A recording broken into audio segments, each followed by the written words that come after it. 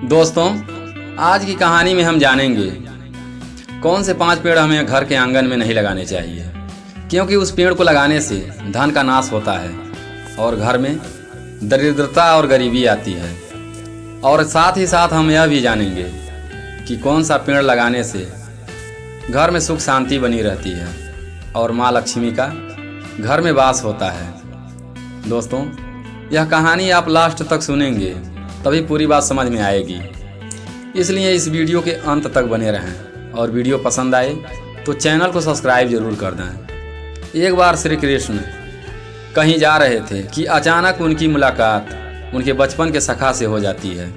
सखा श्री कृष्ण से मिलकर बहुत खुश होते हैं और उन्हें अपने भवन में ले जाते हैं और खूब आदर सत्कार करते हैं। उसके बाद वह सखा कहते हैं, हे श्री कृष्ण, आप तो सर्वज्ञ हैं, आपको तो सब कुछ ज्ञात है, आप तो कण कण में बसे हुए हैं, फिर भी मेरे मन में एक प्रश्न उठ रहा है।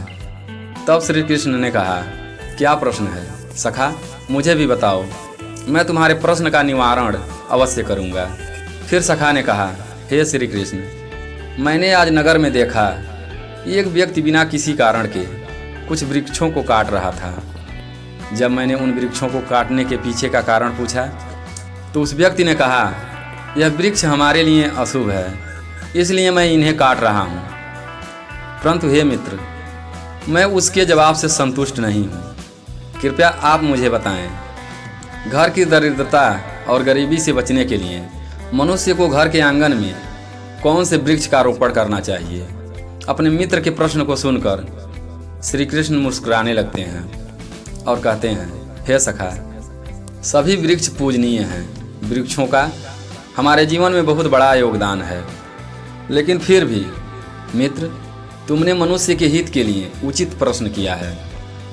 सभी मनुष्यों को यह ज्ञात होना चाहिए कि किस वृक्ष का रोपण करने से घर में सकारात्मक ऊर्जा रहती है और किन वृक्षों को लगाने से घर में नकारात्मक ऊर्जा प्रवेश करती हैं। फिर भगवान श्री कृष्ण कहते हैं, मित्र, घर के परिसर में वृक्ष लगाना बहुत ही शुभ कार्य है, परंतु वृक्षों को घर की शोभा बढ़ाने के लिए और वृक्षों से फलों को प्राप्त करने के लिए विभिन्न प्रकार के वृक्ष लगाता है, किंतु मनुष्य को यह ज्ञात नहीं है कि वृक्ष भूमंडल पर नकारात्मक ऊर्जा को कम करके हमारे पर्यावरण में सकारात्मक प्रभाव प्रदान करता है।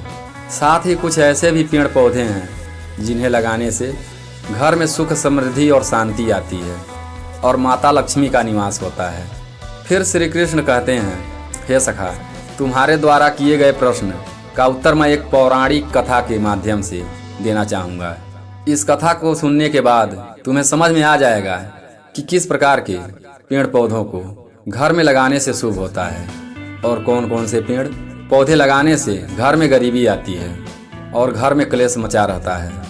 जो भी इस कथा का संपूर्ण श्रवण करेगा वह जीवन में कभी दुखी नहीं रहेगा और उसके जीवन के सभी पाप कट जाएंगे।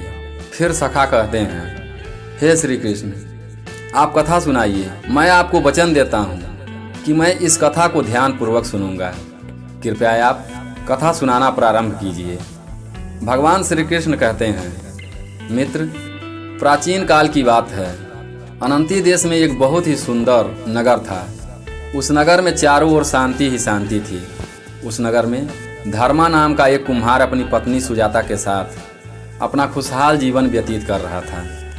सुजाता को पेड़ पौधे लगाने का बड़ा शौक था। सुबह ब्रह्म मुहूर्त में दोनों पति पत्नी उठकर नित्य कर्म के बाद पूजा पाठ करते थे। धर्मा भगवान शिव का बहुत बड़ा भक्त था। उसकी पत्नी सुजाता सुंदर और सुशील तो थी ही, साथ ही साथ वह घर के सभी कार्यों में संपूर्ण कुशल थी। भगवान शिव की कृपा से वे दोनों सुखी थे। उनके यहाँ धन धान्य की कोई कमी नहीं थी। एक दिन सुजाता मिट्टी के बर्तन बनाने के लिए अपने पति धर्मा के साथ मिट्टी लेने जा रही थी तो उसकी नज़र बगीचे की ओर पड़ती है। उस बगीचे में विभिन्न प्रकार के मनमोहक पेड़ पौधे लगे थे।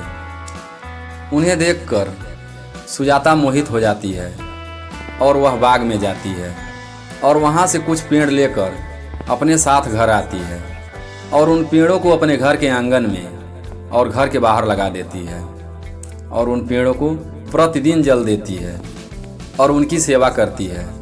किंतु सुजाता को शुभ और अशुभ पौधों का तनिक भी ज्ञान नहीं था। उसे जो भी पेड़ अच्छे लगते थे उसे घर लाकर रोप देती थी। फिर श्री कृष्ण अपने मित्र से कहते हैं, हे सखा, जैसे जैसे वे पेड़ बड़े होते जा रहे थे वैसे वैसे उनके घर में गरीबी आने लगी। उसके पति का मिट्टी के बर्तन के काम में काफ़ी सारा घाटा आने लगा, जिसके कारण उसके यहाँ पैसों की तंगी आने लगी। इस कारण से अब दोनों के बीच लड़ाई झगड़े होने लगे। उन दोनों के जीवन में अनेक कठिनाइयाँ आने लगी। अब तो उनके पास संग्रहित किया हुआ धन भी खत्म हो चुका था। अब उनके पास भोजन खरीदने के लिए भी पैसे नहीं थे। कुम्हार की पत्नी अब अपने पति से प्रतिदिन झगड़ा करने लगी और वह उसे लड़ झगड़ के काम ढूंढने के लिए कहती। एक दिन गुस्से में उसका पति काम के लिए नगर में जाता है, किंतु उसे नगर में कहीं भी काम नहीं मिलता है और उसे कोई भी काम पर नहीं रखता है। वह सारा दिन काम ढूंढने के बाद निराश होकर घर वापस अपनी पत्नी के पास आता है और अपनी पत्नी से कहता है, हे प्रिय, मुझे तो कोई भी काम नहीं दे रहा है, अब मैं कहाँ पर काम खोजने जाऊँ। वे दोनों ही पूरी तरह से टूट चुके थे। दोनों के पास काम करने के लिए कुछ भी नहीं था। फिर उन दोनों ने फूलों का व्यापार शुरू किया। सुजाता प्रतिदिन सुबह उठकर फूल तोड़ती और धर्मा उस फूल को लेकर बाजार में जाता है और बाजार में बेचकर खाने के लिए कुछ भोजन लेकर आता था। ऐसे ही उनका जीवन व्यतीत होने लगा। परंतु कुछ दिन बाद उन्हें फूलों के व्यापार में भी घाटा आने लगा। दोस्तों, व्यापार में घाटा आने से उन दोनों की स्थिति बहुत ही दयनीय हो चुकी थी। धर्मा ने अपने पत्नी के सारे आभूषण बेच डाले और उसके बदले जो अन्न मिला उसी से गुजारा करने लगे। फिर भगवान श्री कृष्ण कहते हैं, मित्र, देखा है आपने, इस प्रकार से अशुभ वृक्ष लगाने के कारण दोनों के ही जीवन में कितने संकट और गरीबी आने लगी। किंतु कुम्हार और कुम्हार की पत्नी इस बात से अपरिचित थे। फिर एक दिन धर्मा के घर एक सन्यासी महात्मा का आगमन होता है। सन्यासी महात्मा के मुखमंडल पर एक अद्भुत तेज था। धर्मा उन्हें प्रणाम करता है और कहता है, हे महात्मा, आपका इस गरीब के घर में स्वागत है। मैं आपकी किस प्रकार से सहायता कर सकता हूँ। वे महात्मा कहने लगते हैं, बेटा, मैं चारों धामों की तीर्थ यात्रा करने के लिए अपने आश्रम से निकला हूँ, किंतु संध्या हो जाने के कारण आगे का रास्ता तय करना कठिन है। बेटा, आज रात अपने घर में ठहरने के लिए स्थान दे दो, और मैं कई दिनों से भूखा हूँ, खाने के लिए भी कुछ भोजन मिल जाए तो बड़ी कृपा होगी। महात्मा के मुख से यह बात सुनकर धर्मा ने कहा, हे महात्मा, आपकी सेवा करना हमारा धर्म है। अतिथि देवता के समान होते हैं। आपकी सेवा करना मेरा सौभाग्य है। धर्मा हाथ जोड़ते हुए कहता है, महाराज, आप घर के अंदर पधारें। फिर वह साधु धर्मा के घर के अंदर जाते हैं और विश्राम करने लगते हैं। दोनों पति पत्नी उन साधु महाराज की बड़ी सेवा करते हैं। किंतु जब भोजन का समय आता है तो धर्मा अपनी पत्नी सुजाता से कहता है, देवी, आज हमारे घर पर जो महात्मा आए हैं वे बड़े ही पुण्यवान और तेजस्वी दिखाई पड़ रहे हैं। हमें उनके भोजन के लिए कुछ न कुछ उपाय जरूर करना चाहिए। सुजाता अपने पति की बात मानकर महात्मा के लिए खाना बनाने जाती है, किंतु जैसे ही बर्तन खोलकर देखती है तो उसमें अन्न का एक भी दाना नहीं था। वह आकर अपने पति से बताती है। उसकी बात सुनने के बाद धर्मा अपनी पत्नी से कहता है, मैं नगर में जाकर किसी से थोड़ा सा अन्न मांग कर लाता हूँ। इतना कहकर वह सबसे पहले अपने पड़ोसी से थोड़ा सा अन्न मांगता है, किंतु पड़ोसी मना कर देता है। फिर वह नगर के एक सेठ के घर जाता है और उस सेठ से थोड़ा सा अन्न देने की विनती करता है, किंतु वह सेठ कुम्हार को अन्न देने से इनकार कर देता है और कहता है, तुम्हारे पास तो फूटी कौड़ी भी नहीं है और तुम्हारे ऊपर पहले से उधारी चढ़ा हुआ है, तो तुम अन्न का मूल्य कैसे वापस करोगे। धर्मा सेठ के सामने हाथ जोड़ते हुए कहता है, सेठ, मैं आपका धन जल्द ही वापस लौटा दूंगा। फिर सेठ कहता है, इसका क्या प्रमाण है कि तुम मेरा धन जल्द ही वापस करोगे? तब वह कुम्हार कहता है, सेठ, यदि मैं धन जल्द वापस नहीं लौटा पाया तो आप मेरा घर ले लेना। धर्मा की यह बात सुनकर सेठ बहुत प्रसन्न होता है और वह धर्मा को अन्न देते हुए कहता है, हे कुम्हार, यदि तुमने धन सही समय पर वापस नहीं लौटाया तो तुम स्वयं ही मुझे अपना घर सौंप देना। धर्मा कहता है, हे सेठ, मैं वचन देता हूँ, यदि मैंने सही समय पर धन नहीं लौटाया तो मैं आपको अपना घर सौंप दूंगा। फिर धर्मा अपने साथ अन्न लेकर घर लौट आता है और घर में पहुँचते ही वह अपनी पत्नी से कहता है, देवी, तुम महात्मा के लिए भोजन का प्रबंध करो। फिर सुजाता महात्मा के लिए भोजन बनाती है और भोजन तैयार होने के बाद महात्मा प्रेम पूर्वक भोजन ग्रहण करते हैं। महात्मा दोनों पति पत्नी की भक्ति और सेवा को देखकर अत्यंत प्रसन्न हो जाते हैं और जब वह जाने लगते हैं तो धर्मा से कहते हैं, पुत्र, मैं तुम्हारे आदर सत्कार से बहुत प्रसन्न हूँ। तुम्हारी जो भी मनोकामना है मुझे बताओ, मैं अवश्य पूरी करूँगा। इतना सुनकर धर्मा की आंखों में आंसू आ जाते हैं। फिर धर्मा कहता है, हे महात्मा, मैं प्रतिदिन भगवान शिव की पूजा करता हूँ, उनकी भक्ति करता हूँ, किंतु इसके बावजूद भी मुझे गरीबी और दरिद्रता का दुख भोगना पड़ रहा है। गुरुदेव, आप मेरा मार्गदर्शन कीजिए और मेरी गरीबी को दूर करने के लिए मुझे उपाय बताइए। फिर वह महात्मा कहते हैं, हे पुत्र, तुम निसंकोच रहो, मैं अवश्य ही तुम्हारी दरिद्रता दूर कर दूंगा, किंतु इसके लिए तुम्हें सबसे पहले अपने घर के सामने इन वृक्षों को हटाकर इन्हें किसी अन्य स्थान पर रोपण करना होगा और इनके स्थान पर शुभ पौधों का रोपण करना होगा। तुम्हारी पत्नी ने तुम्हारे भवन के सामने जिन वृक्षों का रोपण किया है वे अशुभ वृक्ष हैं, उन्हीं के कारण तुम्हारी ऐसी दशा हुई है। फिर धर्मा कहता है, हे महात्मा, कृपा करके मुझे बताइए कि घर के सामने कौन से वृक्ष लगाने चाहिए जिससे घर में माता लक्ष्मी का निवास हो और घर में सुख समृद्धि आए, और कौन से वृक्ष नहीं लगाने चाहिए। कृपा करके आप मुझे विस्तार से समझाएं। आपकी अति कृपा होगी, मैं आपका जीवन भर आभारी रहूँगा।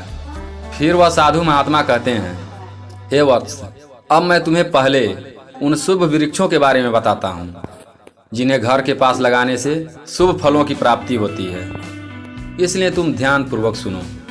मनुष्य को मंदिर के समीप पीपल का वृक्ष लगाना चाहिए, क्योंकि पीपल के वृक्ष पर स्वयं त्रिदेव का वास होता है।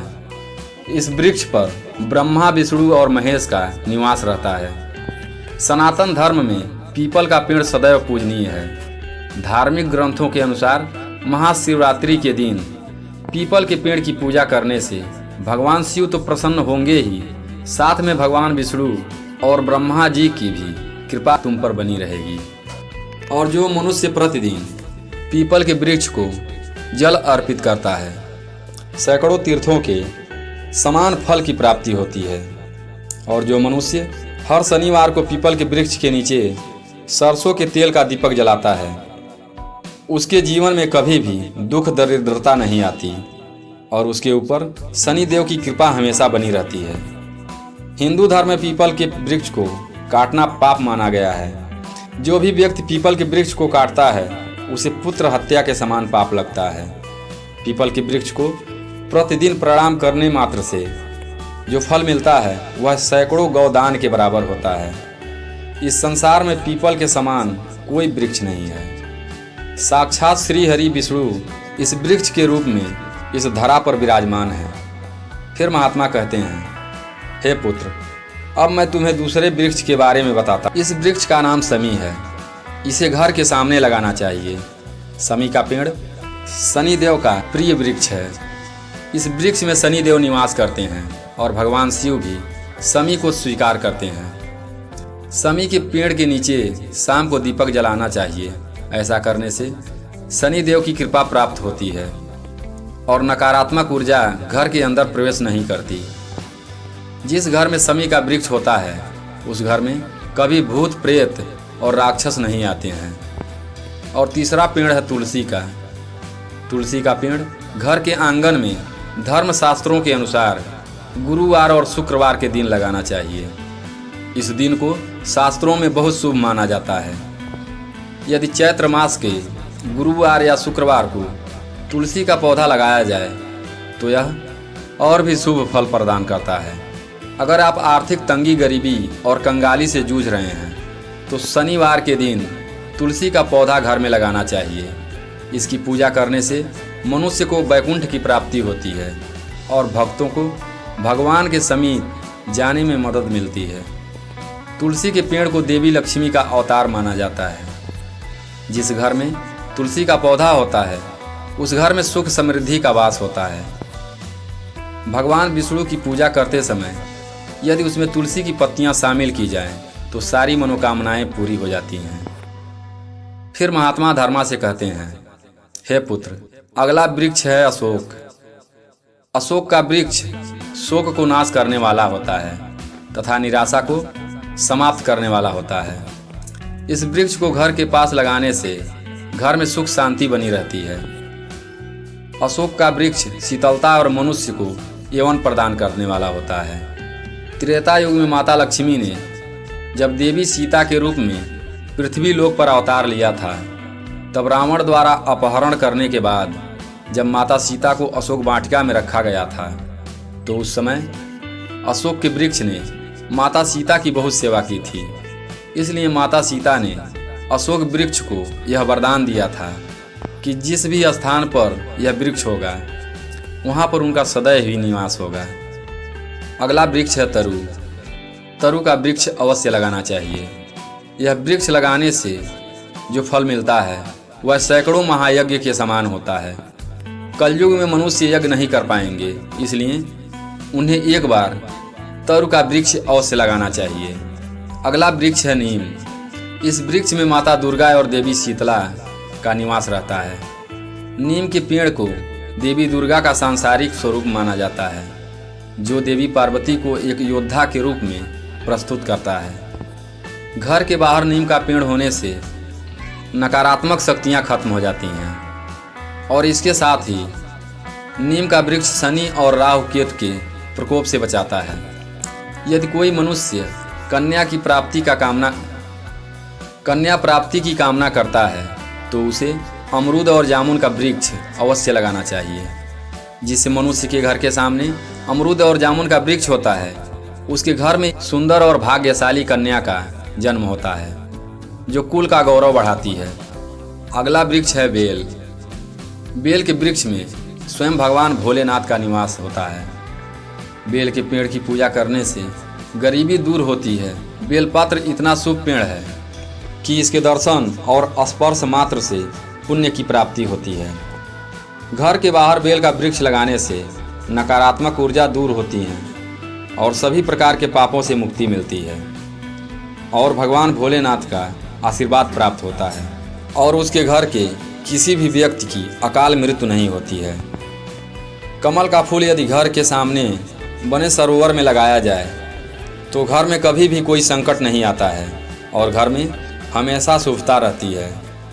और कमल का फूल ब्रह्म तेज प्रदान करता है, जिसके कारण घर के सभी सदस्य निरोगी रहते हैं और बड़े बड़े रोग नष्ट हो जाते हैं। यह वृक्ष आरोग्य प्रदान करने वाला होता है। हे मित्र, संतान प्राप्ति की कामना करने वाले मनुष्य को पीपल, नीम, नागकेसर, गुड़हल और अश्वगंधा का वृक्ष अवश्य लगाना चाहिए। अगला पेड़ है मोगरे का। मोगरे का फूल अपनी सुगंध के लिए ज़्यादा जाना जाता है। इसे चढ़ाने से भगवान शिव प्रसन्न होते हैं और भक्तों को धन संपदा का वरदान देते हैं। और इसके साथ ही साथ बेला का फूल भगवान शिव की वंदना में चढ़ाने से हर मनोकामना शीघ्र पूर्ण होती है। केले का पेड़ भी बहुत शुभ होता है और यह घर में सुख, समृद्धि और खुशहाली लाता है। केले के पेड़ में भगवान विष्णु का वास होता है, इसलिए घर में केले के पेड़ होने से घर में धन की कमी नहीं होती है। दोस्तों, आगे सन्यासी महात्मा कुम्हार से कहते हैं, अब मैं तुम्हें उन वृक्षों के बारे में बताने जा रहा हूँ जिन्हें मनुष्य को घर पर नहीं लगाना चाहिए। मनुष्य को कभी भी घर में नींबू का वृक्ष नहीं लगाना चाहिए। घर में नींबू का पेड़ लगाने से परिवार के सदस्यों के बीच तनाव पैदा होने लगता है, लड़ाई झगड़े होते रहते हैं। जिस घर के सामने बैर और कैक्टस का वृक्ष होता है उस घर में संतान का नाश होता है। जिस घर के सामने यह दो वृक्ष होते हैं उस घर में संतानों की कभी उन्नति नहीं होती है। मनुष्य को कभी भी अपने घर के अंदर कांटेदार पौधों को नहीं लगाना चाहिए। साथ ही साथ ऐसे पौधे जिनमें दूध निकलता है उन्हें भी घर के अंदर नहीं लगाना चाहिए। ऐसे पौधों को अशुभ माना जाता है। इस प्रकार के पौधे घर में नकारात्मक ऊर्जा प्रदान करते हैं जिससे घर में अशांति रहती है। परंतु कांटेदार पौधों में गुलाब का पौधा घर में लगाना शुभ माना जाता है। लेकिन काला गुलाब नहीं लगाना चाहिए क्योंकि काला गुलाब लगाने से चिंता बढ़ती है। घर के सामने कभी भी बबूल का पेड़ नहीं लगाना चाहिए।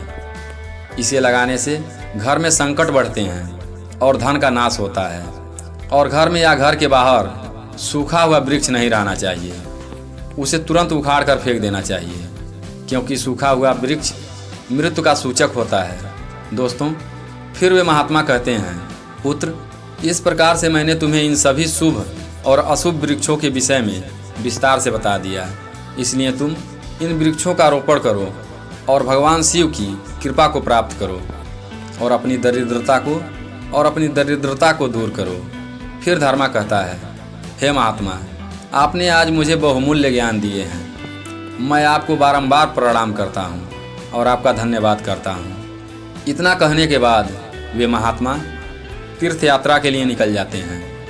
फिर वे दोनों पति पत्नी साधु महात्मा के कहे अनुसार अनेकों शुभ वृक्षों का रोपण करते हैं और कुछ ही दिनों के बाद वे फिर पहले जैसे सुखी जीवन व्यतीत करने लगते हैं और अब उनकी गरीबी दूर हो जाती है और वे सन्यासी महात्मा को मन ही मन प्रणाम करते हैं और कोटि कोटि धन्यवाद देते हैं। दोस्तों, आशा करता हूँ कि आप लोग भी समझ गए होंगे हमें कौन से पेड़ घर में लगाने चाहिए और कौन से पेड़ बाहर लगाने चाहिए। फिर मिलते हैं एक नई कहानी के साथ अगली वीडियो में। तब तक के लिए अपना ख्याल रखें, हमेशा खुश रहें। धन्यवाद।